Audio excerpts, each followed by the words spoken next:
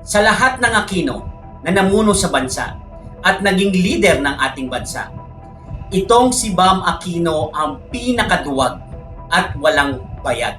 Bakit? Sa panahon ng pamumuno ng dating presidenteng Ferdinand Marcos Sr., lumaban ang dating senador na si Ninoy Aquino para sa demokrasya, sa korupsyon at sa may mga kapangyarihan ng walang takot, at naging kapalit nito ang kanyang buhay. At nang namatay si Senator Ninoy Aquino, humalili ang kanyang asawa na si Corazon Aquino at ipinagpatuloy ang laban ng kanyang asawa, at doon na tayo nagkaroon ng bagong konstitusyon, ang 1987 Constitution, kung saan naging presidente si Cory Aquino. Ipinaglaban ng mga Aquinong ito ang kalayaan at ang pang-aapi ng may kapangyarihan. Dahil sa legasiyang ito, muling nagkaroon ng isa pang Aquinong presidente. Yun ang kanilang anak na si Noynoy Aquino, o mas kilala nating Pinoy. Ito ang legasiyang iniwan ng mga Aquino. Yung walang takot na harapin ang anumang banta sa demokrasya at pang-aabuso ng mga nasa kapangyarihan, lalo na ng presidente. Ngayon, may isa pang Aquino na nananatili sa pwesto, walang iba kundi si Senator Bam Aquino. Itong Aquino na ito, ibang-iba sa mga nagdaan na Aquino dahil wala itong bayad. Pinakaduwag sa lahat ng Aquino.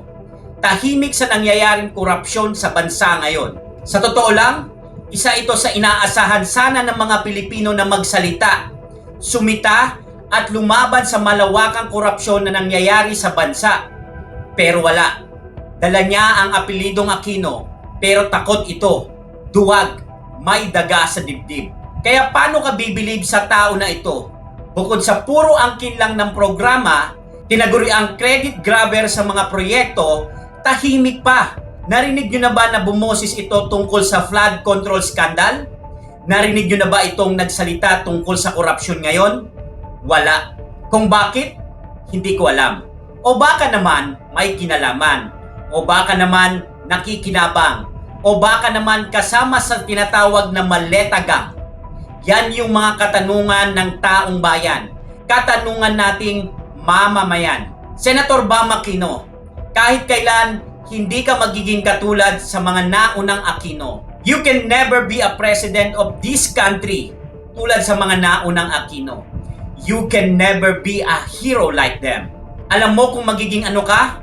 A traitor of your own clan.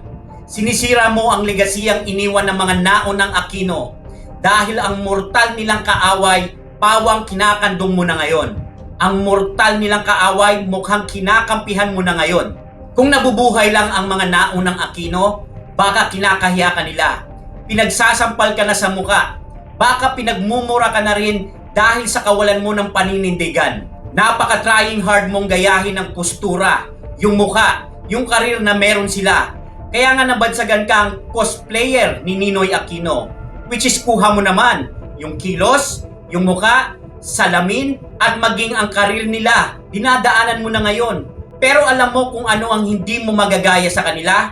Yung kanilang prinsipyo at paninindigan na tumayo sa mali at sitahin ang pang-aabuso ng mga nasa itaas. Mananatili ka lang cosplayer, pero you can never like them. In short, anino ka lang ng mga totoong Aquino. Mananatili kang walang sinabi sa legasiya na meron sila. Mananatili kang walang silbi sa paningin nila.